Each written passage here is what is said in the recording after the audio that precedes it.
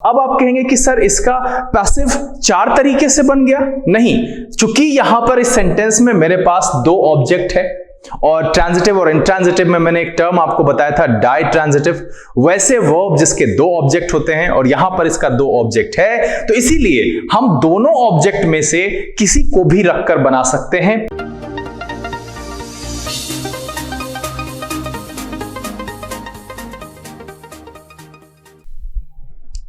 Hello and very warm welcome to all of you. कैसे हैं आप सब? मैं आपका मेंटर और आप देख रहे हैं लर्न इंग्लिश विदाउट रूल्स का रेगुलर सेशन। इन दिनों इस रेगुलर सेशन में हम वॉइस की बात कर रहे हैं। मतलब ये कि किसी भी एक्टिव सेंटेंस को कैसे पैसिव में चेंज किया जाता है। शुरुआत से परिचय से सफर शुरू करते हुए हम पिछले दिन के एपिसोड में ऐसे सेंटेंस जिनमें इन्फिनेटिव की मौजूदगी होती है उसे हम पैसिव में कैसे चेंज करते हैं इस पर बात की और इसे सीखने की कोशिश की। उम्मीद करता हूं कि पिछले दिन के एपिसोड से आप सबको फायदा पहुंचा होगा और आपको जो आपकी पुरानी परेशानी थी उससे निजात मिली होगी और अब आप आसानी से किसी भी ऐसे सेंटेंस को जिसमें इन्फिनेटिव की मौजूदगी होती है आसानी से पैसिव में चेंज कर पाते होंगे। इसके बाद हम बहुत जल्द जेरंड जिस सेंटेंस में हो उसे कैसे पैसिव में चेंज करते हैं उसको भी लेकर के उपस्थित होंगे। आज मैं यहां पर बीच में एक छोटा सा टॉपिक जो कि वॉइस का ही है और एक बहुत आसान सा टॉपिक है कि उस प्रकार के सेंटेंस को हम कैसे जो है पैसिव में चेंज करेंगे। मैं आज जेरंड को लेकर के इसलिए नहीं आया क्योंकि बहुत सारे बच्चे हैं जो प्रैक्टिस करते हैं और मैं आप सबसे कहूंगा कि जिन्होंने भी पिछले दिन के एपिसोड को देखा है आप उससे रिलेटेड क्वेश्चंस चाहे वो किसी भी बुक से हो आप वहां से ढूंढिए और उसे बना करके प्रैक्टिस करके देखिए कि क्या वो आपसे बनता है। अगर किसी भी प्रकार की परेशानी हो, कोई भी समस्या मन में आती है, आप नीचे कॉमेंट में लिख करके मुझे सूचित जरूर करिए। हम हमेशा इस प्रयास में लगे रहते हैं कि आपकी समस्याएं कंसेप्ट वाइज जितनी कम होगी आपको कम से कम रटना पड़ेगा और इंग्लिश पर आपकी एक अच्छी पकड़ होगी और यही पकड़ एक समय में जब आपको जरूरत होगी तो आप बोल भी पाएंगे और लिख भी पाएंगे। सिंपल सी बात समझिए कि अगर ज्ञान का वो तरीका जो आपके दिमाग में है नोटबुक में नहीं है तो वो जब चाहेंगे तब आप उसे अपने प्रयोग में ला सकते हैं, लेकिन नोटबुक में रहने पर जब वो दिमाग में ना हो तो जरूरत के वक्त अक्सर धोखा दे जाती है। आज जिस टॉपिक को लेकर के मैं यहां पर आया हूं इसमें बड़ा ही आसान सा है और छोटे से एपिसोड में इसको समाप्त करेंगे। आज हम ये सीखेंगे कि नेगेटिव और इंटरोगेटिव सेंटेंसेस जो एक्टिव के होंगे उसे हम पैसिव में कैसे चेंज करेंगे। यहां पर बने रहिएगा। ये सुनकर कि अरे बड़ा आसान है, यहां से वापस जाने की सोचिएगा भी मत, क्योंकि इसमें भी बहुत सारी ऐसी बातें हैं जिससे शायद आप रूबरू नहीं होंगे। इसलिए एपिसोड को शुरू से अंत तक जरूर देखिए। हम हर प्रकार के सेंटेंसेस को कोशिश करेंगे कि इस एपिसोड के अंदर शामिल करें ताकि आप किसी भी प्रकार के नेगेटिव और इंटरोगेटिव सेंटेंसेस को आसानी से पैसिव में कन्वर्ट कर सके। तो नोटबुक और पेन लेकर तैयार हो जाइए। देखते हैं कि नेगेटिव और इंटरोगेटिव सेंटेंसेस को पैसिव में कैसे चेंज किया जाता है। चलिए देखा जाए।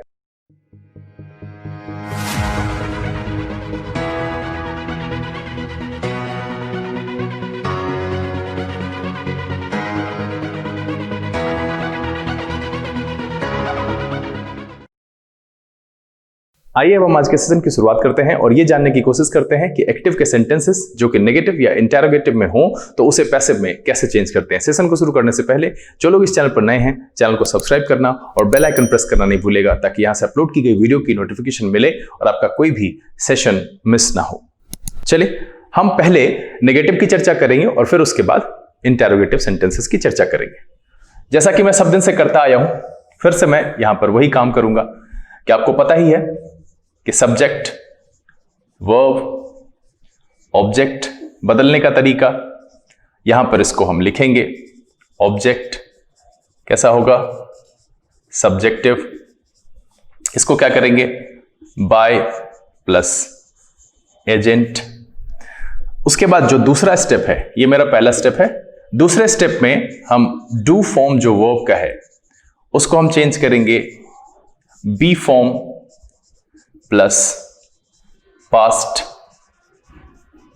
पार्टिसिपल में। और आपको पता ही है कि जो डू का बी में कन्वर्जन है, V1 के लिए है बी, V2 के लिए है वॉज वर, V3 के लिए है बिन, V4 के लिए है बीइंग और V5 के लिए है इज, आर, एम।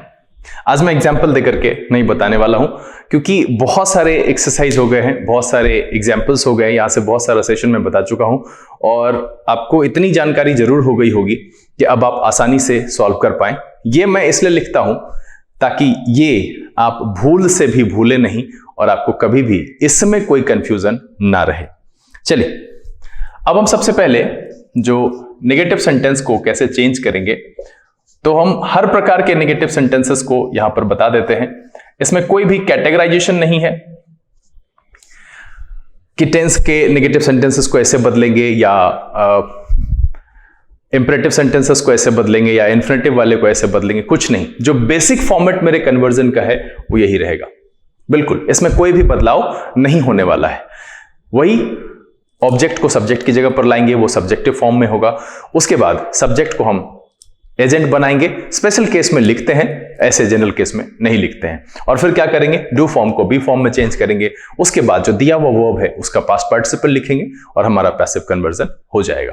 अब देखिए कि नेगेटिव स्ट्रक्चर में जो मैं नॉर्मली पहले एग्जाम्पल से समझाता हूं, फिर आप उसको आराम से, उसको मैं नहीं समझता हूं कि मुझे इसे लिखाना चाहिए और मैं कोशिश करता हूं कि जितना ज्यादा आपको लिखा पाऊं। सबसे पहले नेगेटिव स्ट्रक्चर में क्या होता है कि आप कहीं पर भी देखिएगा तो जो कोई भी नेगेटिव स्ट्रक्चर है हमारे सेंटेंस में हेल्पिंग वर्ब के साथ आपको नॉट दिखेगा। ये एक्टिव के हर प्रकार के सेंटेंसेस में आपको दिखता है। जो हमारे नेगेटिव सेंटेंसेस हैं उसका जो स्ट्रक्चर है, जो पैटर्न आप कह लीजिए, तो वो पैटर्न यही है कि आपको किसी भी प्रकार का नेगेटिव सेंटेंस दिया जाए, चाहे वो टेंस का हो, चाहे किसी और स्ट्रक्चर का हो, कहीं से भी हर जगह पर आपको हेल्पिंग वर्ब के साथ नॉट दिखेगा। अब एक चीज यहां पर देखिए कि कॉमन क्या है कि जो चीज हम यहां पर देख रहे हैं कि हमारे हेल्पिंग वर्ब के साथ नॉट रखा हुआ है, तो उसी प्रकार से पैसिव में भी तो हेल्पिंग वर्ब है। अब यहां पर क्या है कि ये हेल्पिंग वर्ब कुछ भी हो सकता है, वेरिएबल हो सकता है, मॉडल वर्ब हो सकता है, या फिर इज़ारम हो सकता है, या फिर हैज हैव हो सकता है। मतलब कुछ भी उसमें एक्टिव में हर कुछ संभव है। जैसे कि अगर हम कहते हैं तो कहते हैं कि राम डजंट ईट मैंगो, इस तरीके से, ठीक है। ही हैज नॉट, मैं इसको इसलिए पूरा फुल में लिखा कि बहुत सारे बच्चे को इसमें परेशानी हो सकती है, ऐसे नहीं होना चाहिए। मैं यहां पर बिल्कुल ये नहीं कह रहा हूं कि आपको इसकी भी जानकारी नहीं है। He has not played tennis. अब देखा जाए कि इसमें देखिए कि अगर हम देख रहे हैं मेरे पास, तो एक्स्ट्रा क्या आ रहा है, यही नॉट। ये अपने हिसाब से एक्टिव के जो हेल्पिंग वर्ब है उसके साथ आए हुए हैं। हम इसमें कोई भी फेरबदल नहीं करेंगे। बदलते समय ये ध्यान रखेंगे कि वो नॉट जो हेल्पिंग वर्ब बदलने के बाद आया है, क्योंकि कभी कभी बदल जाता है। जैसे एक्टिव में हैज होता है और पैसिव में वो हैव हो जाता है ना। एक्टिव में डू डज हो सकता है, पैसिव में वो इज़ारम हो सकता है। हम एग्जाम्पल से इसकी बात करते हैं और फिर हम उसके साथ क्या कर रहे हैं वो भी हम आपको समझाने की कोशिश यहां पर करेंगे। तो चलिए हम पहले एग्जाम्पल से ही बनाते हैं और एग्जाम्पल्स ही आपको समझा देते हैं। इसमें रूल लिखने और समझने की कोई जरूरत नहीं है, उतना आप आसानी से सीख जाएंगे। जैसे देखिए कि पहला एक सेंटेंस लेते हैं, आई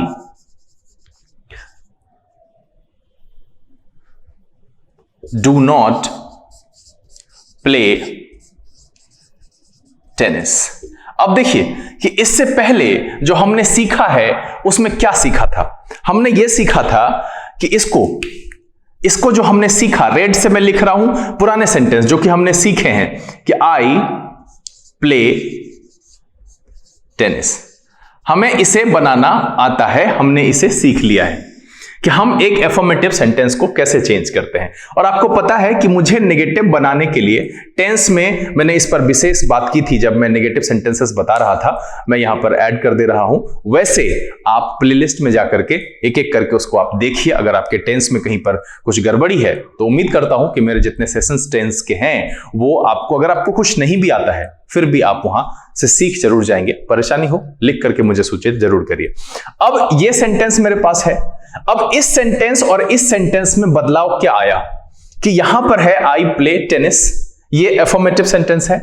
और मुझे पता है कि जब कभी भी मुझे नेगेटिव सेंटेंसेस बनाने होते हैं तो पहले से अगर हेल्पिंग वर्ब नहीं है, जो कि प्रेजेंट सिंपल में नहीं होता है, पास्ट सिंपल में नहीं होता है, तो हम उसके लिए डू और डज का प्रयोग करते हैं, डिड का प्रयोग करते हैं। पास्ट में डिड का करते हैं और प्रेजेंट में डू और डज का प्रयोग करते हैं। तो वही चीज यहां पर किया गया है कि इसके साथ ये मेरा जो है एक्स्ट्रा है। अब इसमें क्या है कि हेल्पिंग वर्ब के साथ, जो हमने हेल्पिंग वर्ब चुना है उसके साथ नॉट लगा हुआ है। तो आप क्या कीजिए कि इसको पहले हेल्पिंग वर्ब में, इसको पैसिव में चेंज कर लीजिए।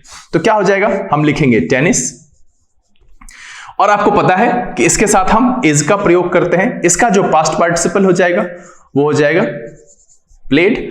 आप चाहो तो बाय मी लिखो और ना चाहो तो मत लिखो, इसके लिए कोई बात नहीं है। अब मेरे पास इस सेंटेंस का कन्वर्जन आ गया, मतलब जो हमने सीखा है पहले कि अफर्मेटिव सेंटेंसेस को कैसे बनाते हैं तो बना लिया।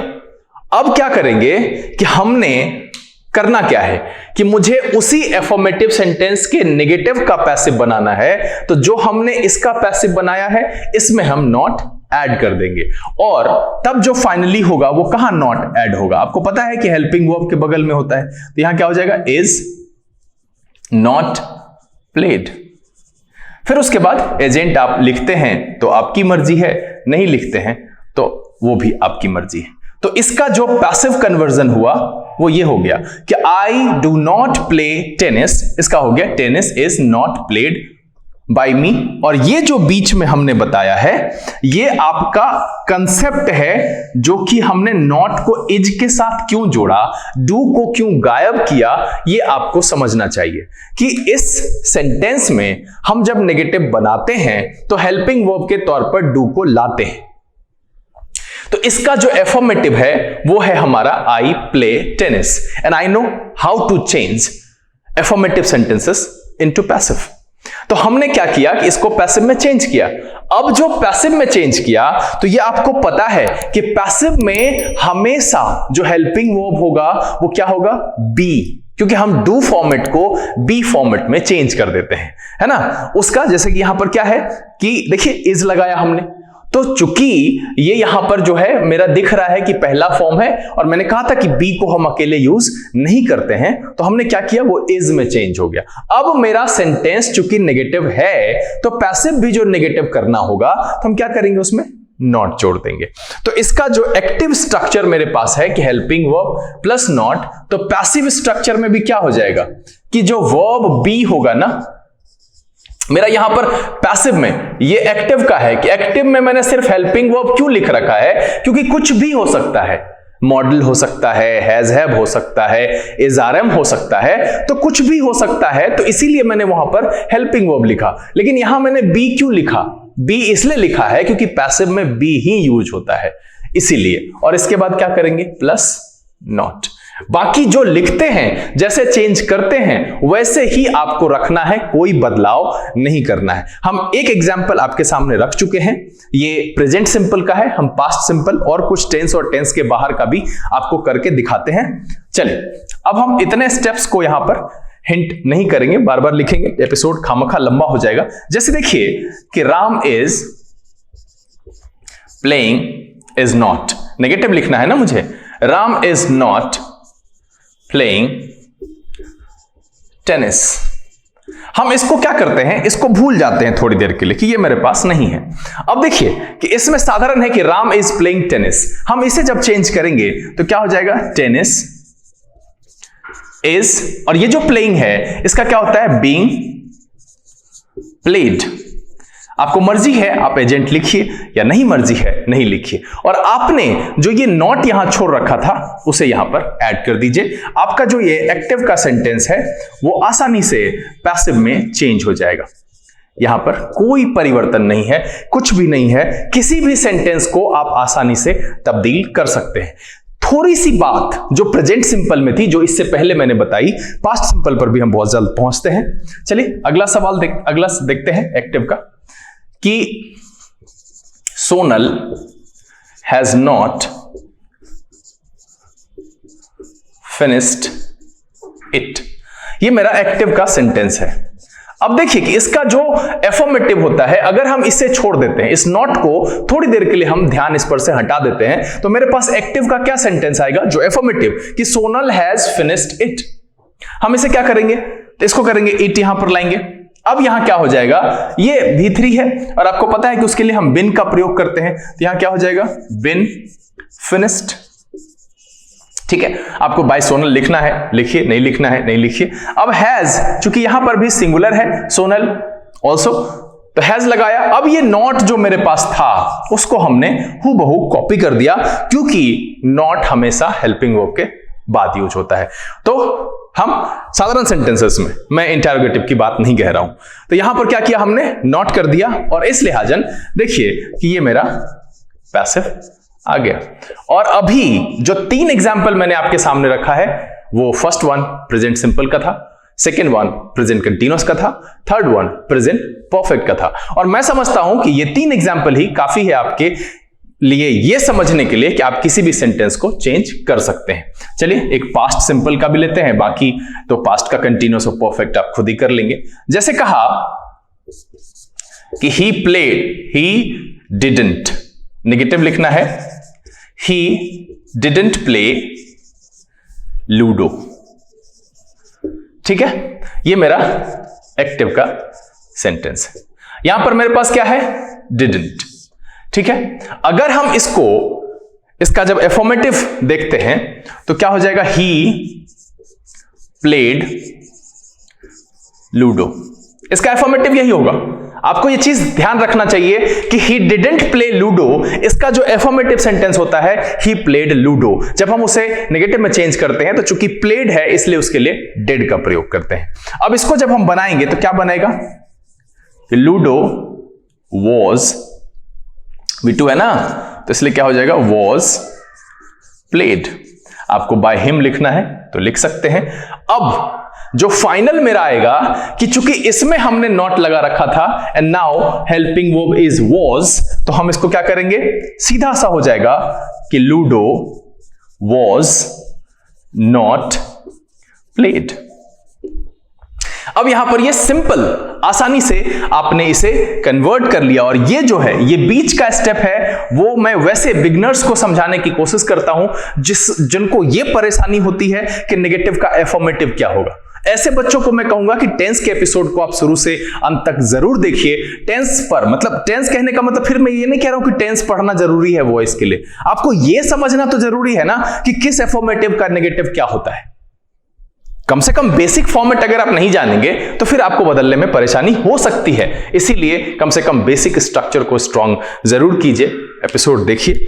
तो यहां पर ये हो गए सारे टेंसेस। इसी तरीके से आप जो है मॉडल वर्ब के भी 1-2 सेंटेंसेस को आपको हम दिखाते हैं यहां पर, उसको भी आप देख लीजिए। चलिए, जैसे दिया हुआ है कि they can not play it. ठीक है, अब अगर इसे हम चेंज करें तो कैसे चेंज करेंगे, तो ये एक्टिव सेंटेंस है और इसमें क्या ज्यादा है, तो इसमें ज्यादा है ये नॉट। अगर हम इसे हटा देते हैं तो मेरे पास सेंटेंस है दे कैन प्ले इट, और इसे आप आसानी से बना सकते हैं इट, और इसका हो जाएगा बी प्लेड। चूंकि ये V1 है दैट्स वाई बी प्लेड, और यहां पर क्या हो जाएगा कैन।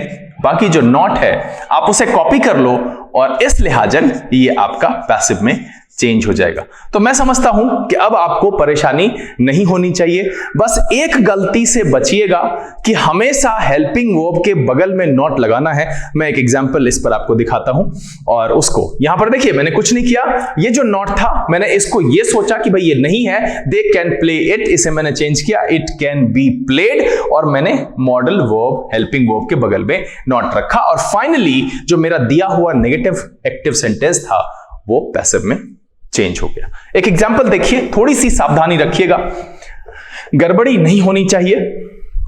जैसे दिया हुआ है कि he will have played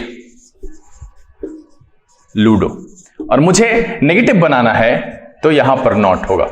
आप ये चीज हमेशा ध्यान रखिएगा कि मैंने एक बात आपको बताई थी कि कोई भी सेंटेंस है, इधर से जो पहला है वो उसका हेल्पिंग वर्ब है, और उस सेंटेंस में इधर से जो पहला है, एक्शन की बात कर रहा हूं, वो मेन वर्ब की तरह एक्ट करता है। ये ध्यान रखिएगा। तो यहां पर आप सिर्फ ये गलती मत करना कभी भी कि हैव के बाद नॉट लगा देना। मैं ये सेंटेंस इसलिए दिखा रहा हूं आपको क्योंकि अक्सर बच्चों से ये गलती होती है, हड़बड़ाहट में एग्जामिनेशन में जानबूझ करके ऑप्शन में वैसा दिया जाता है, तो आप वहां गड़बड़ी करने की कोशिश नहीं करेंगे।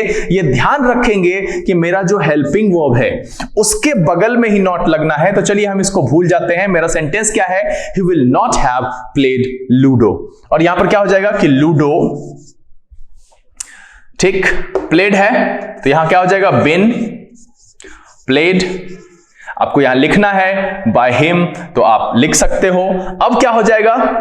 विल, नॉट जिसके साथ है उसी के साथ रखेंगे और ऐसे लिखेंगे कि ludo will not have been played, और इस तरीके से आप इसको जो है पैसिव में आसानी से चेंज कर सकते हैं। यह ध्यान रखिएगा कि इस तरीके से जो है आप चेंज कर सकते हैं। सिंपल सी बात है कि बस मैं ये एग्जाम्पल आपके सामने इसलिए रखा ताकि आप ये ध्यान रखें कि हैव के बाद कभी भी नॉट का प्रयोग ना कर दें। ऐसी परिस्थिति में आपसे गलती हो जाएगी और आपको लगेगा कि आप सही बना करके आए हैं और मार्क्स आपको नहीं मिलेगा। चलिए अब कुछ विशेष तरह के सेंटेंसेस देखते हैं जो हमने बता रखे हैं सब। एक चीज ध्यान रखिएगा कि जो 2 + V1 होता है ना, इसका नेगेटिव होता है नॉट +2 + V1। यह ध्यान रखिएगा कि 2 + V1 का जो नेगेटिव होता है वो होता है नॉट +2 + V1। लेट को जो हम नेगेटिव लिखते हैं तो लेट को दो तरीके से लिखते हैं, या तो ऐसे लिखते हैं डोंट लेट, ठीक है, इस तरीके से, या नहीं तो लिखते हैं लेट प्लस यहां और फिर नॉट। इस तरीके से हम ये स्ट्रक्चर याद रखिएगा। ये वाला जो है वो कॉमन नहीं है, ये सबसे ज्यादा कॉमन है। Let the book not be, इस तरीके से जो है लिखा जाता है। तो ये वाला कॉमन यूज नहीं होता है, सबसे कॉमन ये होता है। इन्फिनेटिव का जो नेगेटिव बनाते हैं वो नॉट 2 + V1 ऐसे लगाते हैं, ठीक है। चलिए अब इस पर हम एग्जाम्पल इसके भी देख लेते हैं। हमने जब उसे बताया है तो क्या करेंगे, उसे भी बताना पड़ेगा। चलिए एक्टिव के सेंटेंस लेते हैं। I have not to do it, ठीक है। तो इसका जो पैसिव बनाएंगे फिर से वही है, इसको आप भूल जाइए। तो क्या हो जाएगा? इट हैज टू बी और डन, और ये जो नॉट है वो हम यहां पर लिख देंगे और ये सेंटेंस मेरा पैसिव में चेंज हो जाएगा। बहुत ही आसान है, कोई दिक्कत नहीं है। I have not to do it, और यह हो जाएगा it has not to be done. और देखिए कि नेगेटिव फाइनली उसी तरीके से आया, वैसे इसकी वजह से भी यहां पर आया। देखिए अगला देखा जाए। अगर आपको दिक्कत हो रहा है तो वीडियो को पॉज करेंगे, स्क्रीनशॉट रखेंगे, फिर एग्जाम्पल के समय जब बनाएंगे तो उसको देख करके समझ करके बनाएंगे। मैं थोड़ा तेज इसलिए कर रहा हूं क्योंकि टॉपिक बहुत आसान है, बहुत आसानी से आप इसको कर सकते हैं। मैं सिर्फ सारे एग्जाम्पल्स आपको इसलिए दिखा रहा हूं कि आप आसानी से बना सके। जैसे देखिए कि अगर है कि डोंट इंसल्ट द पुअर। अब क्या है कि आपका जो एक्टिव सेंटेंस है इसमें क्या लगा दिया कि शुरुआत में ये डोंट लगा दिया। अदरवाइज आप लव योर कंट्री पढ़े है ना, लव योर कंट्री आपने पढ़ा या नहीं पढ़ा? मैंने आपको बताया है कि लव योर कंट्री उसी तरीके से है कि डोंट लव योर कंट्री। अगर मैं वही एग्जांपल रखता तो वहां पर भी डोंट जोड़ता। तो यहां पर क्या लिखा है? Don't insult the poor. तो अब इसे कैसे बनाएंगे? तो पहले हम इस हिस्से को बना लेंगे। क्या करेंगे? द पुअर शुड, और इंसल्ट का क्या हो जाएगा? Be insulted. और यहां जो डोंट है तो शुड के साथ सीधा सीधा नॉट लगाएंगे। इस डोंट की जरूरत में डू की जरूरत नहीं है। क्यों? क्योंकि इस सेंटेंस में मेरे पास हेल्पिंग वर्ब नहीं था और इसीलिए वहां पर जो नॉर्मलाइज फॉर्म है डू के साथ लिखा डोंट इंसल्ट द पुअर। लेकिन अब जब हम इसे बना रहे हैं तो मेरे पास ऑलरेडी मेरे सेंटेंस में एक हेल्पिंग वर्ब है शुड, और इसीलिए हम उसे नेगेटिव में चेंज करेंगे, उसके साथ नॉट लगा देंगे। तो ऊपर वाला जो नकारात्मक सेंटेंस है डोंट इंसल्ट द पुअर, उसका बनेगा the poor should not be insulted. और जो फाइनली आपका सेंटेंस है वो पैसिव में चेंज हो जाएगा। मैं समझता हूं कि आसानी से नेगेटिव के सारे सेंटेंसेस को पैसिव में आप बदल सकते हैं। ये कोई बड़ा डील नहीं है, कुछ ऐसी बात इसमें नहीं है समझने के लिए, बट थोड़ी सी होशियारी आपको रखनी होगी। अब देखिए, जैसे है कि अगर कोई आपको कहता है don't do it, don't do it, ठीक है। अगर हम इसे ऑर्डर समझ करके बनाते हैं तो कैसे बनाएंगे? तो चूंकि हम इसको कैसे बनाते थे, क्या बनाते थे? Let it be done. मैं बता चुका हूं, अगर आप ये एपिसोड नहीं देखे हैं मैं यहां ऐड कर दे रहा हूं, आप इस वीडियो के बाद उसे जरूर देखिए, तब समझ में आएगा कि डू इट को मैंने क्यों बनाया लेट इट बी डन। ठीक है, अब मैंने क्या बताया कि लेट में इसके बाद नॉट लगाते हैं तो क्या हो जाएगा, यहां पर नॉट ऐड कर देंगे। अब इसको हटा लीजिए, तो इसका जो पैसिव फाइनली बना वो क्या बना कि don't do it, let it not be done, let it not be done. अब मान लीजिए किसी को मन हो यू आर ऑर्डर्ड से बनाने के लिए, तो यू आर नॉट ऑर्डर्ड हो जाएगा। बिल्कुल वहां पर वही करेंगे कि यू आर ऑर्डर्ड से बनाना है तो यू आर नॉट ऑर्डर्ड करके बना लेंगे, आसानी से बन जाएगा। रिक्वेस्ट वाले में भी उसी तरीके से होगा, बस ध्यान यहां रखना है कि जो हमारे नॉट का एप्रोप्रिएट पोजीशन है या तो हेल्पिंग वर्ब के साथ, इन्फिनेटिव के केस में टू से पहले, है ना। तो सिंपल सी बात है कि आप उस तरीके से उसको कन्वर्ट कर सकते हैं किसी भी नेगेटिव सेंटेंस को, चाहे वो इंपरेटिव का हो, इन्फिनेटिव वाला हो, मॉडल वर्ब हो या आपके टेंसेस का हो। ध्यान ये रखना है कि अगर हम नॉट का प्रयोग कर रहे हैं, हमारे सेंटेंस में एप्रोप्रिएट हेल्पिंग वर्ब दिया हुआ है तो नॉट को उस हेल्पिंग वर्ब के बाद रखेंगे, या नहीं तो जो मैंने बताया कि लेट में इस सब्जेक्ट जो कि यहां पर रखा गया है उसके बाद नॉट को रखेंगे। और इन्फिनेटिव के केस में अगर आपको लगाना पड़ता है तो नॉट टू प्लस V1, इस तरीके से उसका नेगेटिव बनाते हैं। मैं यहां पर उम्मीद करता हूं कि नेगेटिव के सेंटेंसेस को हम कैसे पैसिव में चेंज करते हैं, ये बात मैं बहुत अच्छे से आपको समझा पाने में सफल हुआ हूं। अगर आपको प्रैक्टिस के दौरान कोई भी समस्या आती है, कुछ भी मन में दुविधा आ जाती है, जरूर लिख करके सूचित करें और हम उसका निदान आपके सामने जरूर लेकर के आएंगे। चलिए, अब एक छोटा सा टॉपिक है, इंटरोगेटिव सेंटेंसेस को हम कैसे पैसिव में चेंज करते हैं।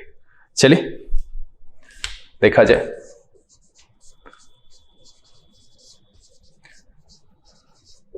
इंटरोगेटिव सेंटेंसेस, ये दो तरह का होता है। आपको पता ही है कि इंटरोगेटिव सेंटेंसेस दो प्रकार के होते हैं। पहला होता है यस नो, तो पहले हम इसी का कन्वर्जन कर लेते हैं, यस नो, ठीक है। उसके बाद फिर हम जो है देखेंगे कि क्या करना है, कैसे बनाते हैं WH वाले को। तो यस नो में फिर क्या बात है कि यस नो में आप देखिए कि आपका जो हेल्पिंग वर्ब है वो सब्जेक्ट से पहले होता है। मतलब इसका जो एक्टिव हम लिखते हैं तो कैसे लिखते हैं, हेल्पिंग वर्ब है प्लस सब्जेक्ट प्लस जो वर्ब का फॉर्म है वो लिखते हैं, प्लस वर्ब प्लस ऑब्जेक्ट और साइन ऑफ इंटरोगेशन। ये इसका मेरा स्ट्रक्चर है। अगर इसे मुझे कहा गया है तो इस सेंटेंस में एफर्मेटिव सेंटेंस से क्या अंतर है, इस सेंटेंस में एफर्मेटिव सेंटेंस से क्या अंतर है, आप इसको समझिए। इसमें बस एक ही चीज अंतर है कि अगर कोई ये लिख रहा है, अगर मुझे कोई ये दे रहा है कि आर यू प्लेइंग टेनिस, तो इस सेंटेंस में और नॉर्मल सेंटेंस में डिफरेंस क्या है? इस सेंटेंस में डिफरेंस यह है कि हेल्पिंग वर्ब अपने पोजीशन से यहां पर है। मतलब हेल्पिंग वर्ब का जो पोजीशन है वो यहां था, इस जगह पर हेल्पिंग वर्ब यहां रहता है कि यू आर प्लेइंग टेनिस, और यस नो क्वेश्चन में हम क्या करते हैं कि हेल्पिंग वर्ब को उठा करके सेंटेंस की शुरुआत में रख देते हैं। तो बस यही करना है कि जिस प्रकार का मुझे यस नो क्वेश्चन दिया जाएगा, हम उसके एफर्मेटिव को सोचेंगे और उसे पहले कन्वर्ट करेंगे। जैसे इसका एफर्मेटिव क्या हो जाएगा, ये मेरा एक्टिव का सेंटेंस यहां पर दिया हुआ है कि आर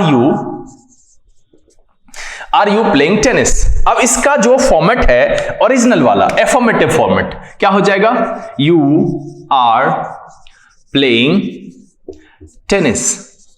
मेरे पास इसका एफर्मेटिव वाला फॉर्मेट यही है कि अगर हम इसे एफर्मेटिव में चेंज करते हैं आर यू प्लेइंग टेनिस को, तो ये चेंज हो जाएगा किसमें, यू आर प्लेइंग टेनिस में।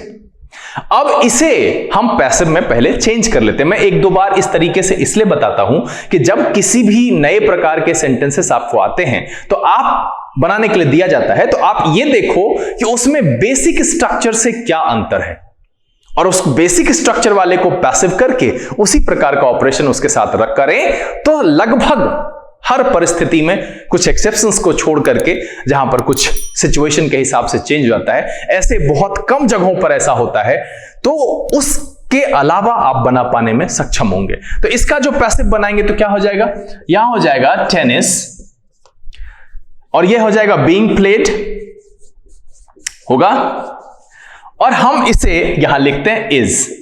अब यू के साथ आर लगता है, टेनिस के साथ इज लगता है, तो क्या हो जाएगा, टेनिस इज बीइंग प्लेड। हम यहां पर इसको बना पाएंगे एफर्मेटिव वाले को। अब क्या है कि मेरा जो एक्टिव का सेंटेंस है उसमें हेल्पिंग वर्ब को शुरुआत में लिखा गया है, तो हम उसी तरीके से लिखेंगे इसमें कि इज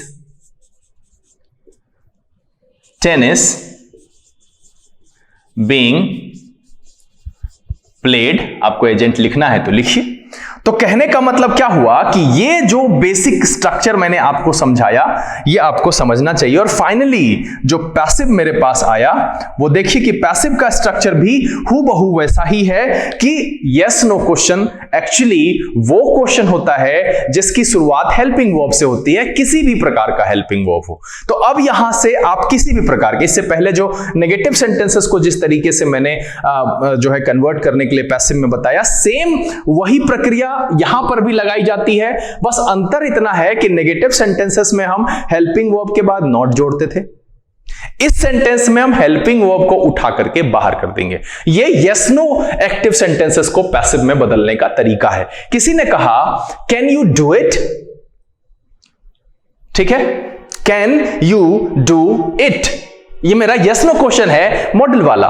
क्या हो जाएगा, can it be done, can you do it. अब देखिए हम क्या करेंगे, एक छोटा सा एग्जांपल यहां पर लेते हैं, कैन यू डू इट, ये मेरा मॉडल का एक्टिव है जो मुझे पूछा गया है। हम क्या करते हैं कि इसको ढक लेते हैं, हम ये समझते हैं कि यहां पर कैन है, यू कैन डू इट, क्या हो जाएगा इट, और मॉडल यहां पर रखते हैं, डू का क्या हो जाएगा बी डन होगा, और आपको यहां पर लिखना है एजेंट, तो आप लिख सकते हैं बाय यू।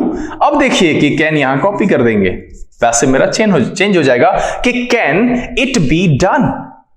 तो इस तरीके से जितने भी पैटर्न है सबको, जिसके भी यस नो क्वेश्चन संभव हैं, आप सारे यस नो क्वेश्चन को पैसिव में चेंज कर सकते हैं। मैं समझता हूं कि ये बड़ा ही आसान है और इस पर अब ज्यादा फोकस करने की जरूरत नहीं है। चलिए, मन में सवाल रह जाए, कुछ नया पैटर्न आ जाए, बिल्कुल लिख करके सूचित जरूर करेंगे। मुझे लगता है, मेरे हिसाब से जो मेरा मानना है कि इतने के बाद आप आसानी से किसी भी प्रकार के यस नो क्वेश्चन को कन्वर्ट कर पाएंगे। अब दूसरा है WH क्वेश्चन, ठीक। अब इसमें क्या होता है, इसमें होता है WH word plus yes no structure, same वही होता है। यस नो स्ट्रक्चर कहने का मतलब अगर मैं पूरा लिखूं तो इसका मतलब होता है WH word plus helping verb plus subject plus verb plus object. अब मान लीजिए कि एक एग्जांपल हम लेते हैं, why are you doing it. ये मेरे पास एक्टिव का सेंटेंस आया। अब देखिए इसमें ये वाई एक्स्ट्रा है, यस नो सेंटेंसेस जो था मेरा यस नो इंटेरोगेटिव सेंटेंसेस, उससे डिफरेंस क्या है इसमें? उससे डिफरेंस है कि इसमें वाई एक्स्ट्रा है, मतलब एक WH वर्ड एक्स्ट्रा है ना, WH वर्ड एक्स्ट्रा है। तो हम क्या करेंगे, इसको जो चेंज करेंगे तो पहले नॉर्मल वाले को जैसे करते हैं वैसे करेंगे, तो क्या हो जाएगा? इट, और है ना बीइंग और डन। ये मेरा V4 है तो उसका क्या होता है? बीइंग होता है, और इसीलिए जो है हमने यहां पर इट बीइंग डन लिखा। अब यू के हिसाब से आर लिखा गया था तो इट के हिसाब से इज लिखा जाएगा, और ये वाई कॉपी हो जाएगा। तो इस तरीके से जितने भी सवाल आएंगे वो आपका आसानी से बन जाएगा यहां पर। क्लियर? किसी भी प्रकार का WH वाला हो तो आप उसे आसानी से बना सकते हैं। यहां पर कुछ नहीं करना है, अगर आप इसे ढकते हैं। This one is yes no structure, और यस नो स्ट्रक्चर को मैंने बताया है, बस यस नो स्ट्रक्चर का जो है पैसिव चेंज करेंगे और उसके शुरुआत में जो WH वर्ड दिया हुआ है उसको हम बना लेंगे। चलिए, अब यहां पर WH क्वेश्चन में एक जो है वो हु, उसके साथ कुछ विशेष ऑपरेशन जो है किया जाता है पैसिव बनाने के दौरान, तो इसकी चर्चा मैं अलग से कर देता हूं। और बहुत सारे बच्चों को इसमें बहुत परेशानी होती है। जैसे अब इसको हम एग्जांपल से ही समझेंगे तो ज्यादा अच्छा है कि जैसे दिखा जाए कि एक एक्टिव का सेंटेंस है कि who gave you this book. अब देखिए कि यहां पर कुछ चीजें जो है वो मैं लिखूंगा जरूर, लेकिन उस पर डिटेल एक्सप्लेनेशन जो है हम उस एपिसोड में लेकर के आएंगे जिसमें यह बताएंगे कि एक से ज्यादा ऑब्जेक्ट होता है तब हम उस परिस्थिति में पैसिव कैसे बनाते हैं और उसके लिए क्या जो है ऑपरेशंस यूज किए जाते हैं, हम उसकी चर्चा वहां पर विशेष रूप से करेंगे। अभी फिलहाल यहां देखिए कि यहां क्या लगा हुआ है, V2।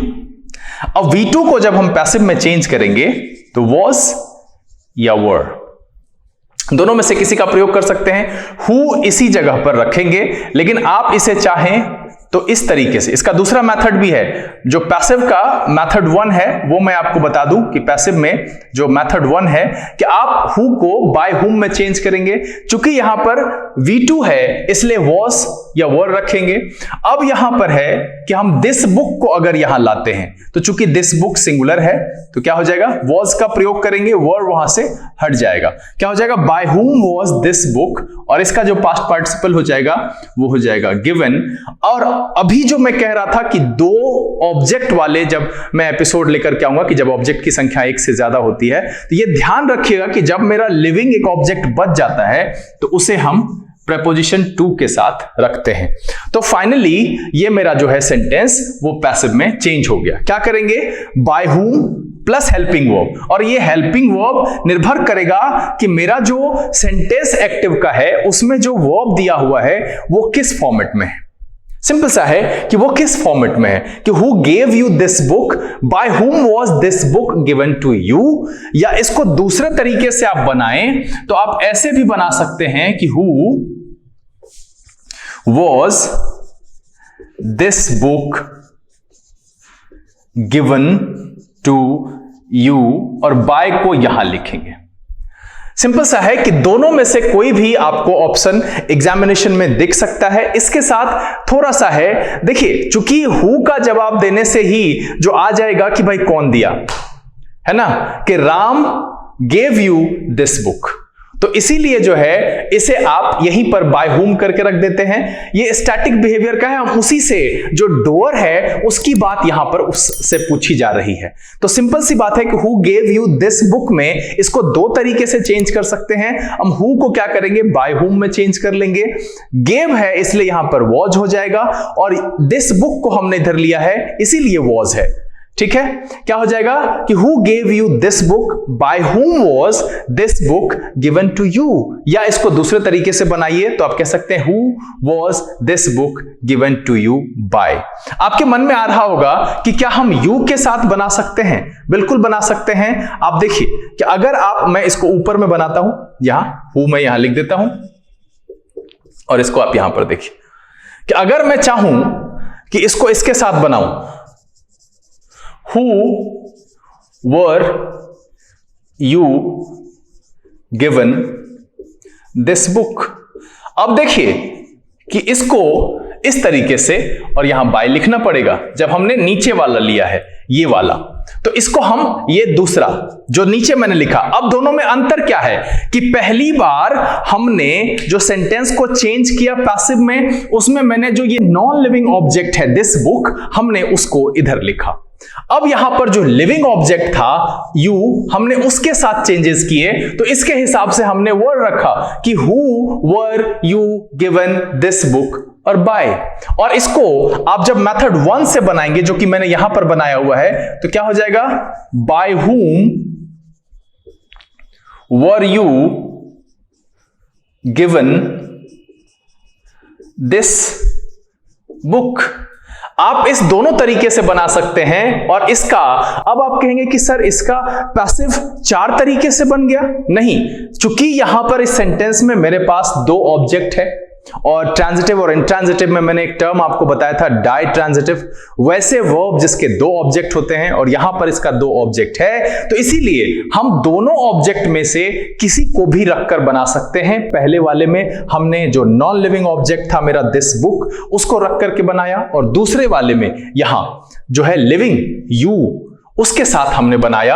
अंतर बस इतना आया कि दिस बुक के लिए हमने वॉज का प्रयोग किया क्योंकि ये सिंगुलर है, और यू के साथ हम वर का प्रयोग करते हैं, इसलिए हमने यहां पर वर का प्रयोग किया। ध्यान रखना है कि by whom plus helping verb plus जो ऑब्जेक्ट आप लिख रहे हैं वो प्लस पास्ट पार्टिसिपल, और अगर उसके बाद जो है बचा हुआ है लिविंग तो टू प्लस लिविंग, या नहीं तो जो नॉन लिविंग बचा हुआ है उसे हम वहां पर रखेंगे अगर हम बाय हुम से बनाते हैं तब। अगर हम हु से सेंटेंस की शुरुआत करते हैं पैसिव की, तो अंत में बाय का प्रयोग जरूर करेंगे। उम्मीद करता हूं कि यहां पर आज जो मैंने नेगेटिव और इंटरोगेटिव सेंटेंसेस के सभी प्रकार के सेंटेंसेस को पैसिव में बदलना सिखाया, यह आपको बहुत अच्छे से समझ में आ गया होगा। अगर आप इसका प्रैक्टिस सेट बनाएं तो ज्यादा अच्छा है, कहीं पर किसी भी रेफरेंस बुक से आप इसको प्रैक्टिस जरूर करिए। और प्रैक्टिस करने के दौरान अगर आपके मन में कोई भी दुविधा आती है जो इस समझाई गई बात से परे है, आपको लगता है कि आप वहां उलझ रहे हैं, तो नीचे लिख करके मुझे जरूर सूचित करें। जितनी जल्दी हो सकेगा हम उसका जवाब आपको जरूर देंगे। अगर आप अगले सेशन के शूट होने से पहले कमेंट करते हैं, मतलब यह है कि इस वीडियो के 24 घंटे के अंदर आप उस क्वेश्चन को लिख देते हैं, तो हम उसका जवाब आपको अगली वीडियो में जरूर देंगे। बहरहाल यहां पर उम्मीद करता हूं कि यह एपिसोड आपके लिए काफी कुछ सिखाने वाला रहा होगा और बहुत मजा आया होगा। अगर ये वीडियो आपको पसंद आया आप इसे लाइक कर दें। अगर आपने चैनल सब्सक्राइब नहीं किया है प्लीज सब्सक्राइब कर लीजिए और बेल आइकन जरूर प्रेस कीजिएगा ताकि यहां से अपलोड की गई वीडियो की नोटिफिकेशन आपको मिले और आपका कोई भी सेशन मिस ना हो। जो लोग पहले से जुड़े हुए हैं वो इसे ज्यादा से ज्यादा सोशल नेटवर्किंग साइट पर शेयर करें। पढ़ें, पढ़ाएं, खुश रहें, मस्त रहें। और हाँ, एक और बात आपको पता ही है, हर एक एपिसोड की तरह यहां पर इस एपिसोड के अंत में भी एक प्रीवियस ईयर का सेट लगाया गया है। आप वीडियो रोक करके स्क्रीनशॉट ले सकते हैं या नीचे डिस्क्रिप्शन में उसका लिंक है, वहां से डाउनलोड करिए, बना करके तैयार रहिए।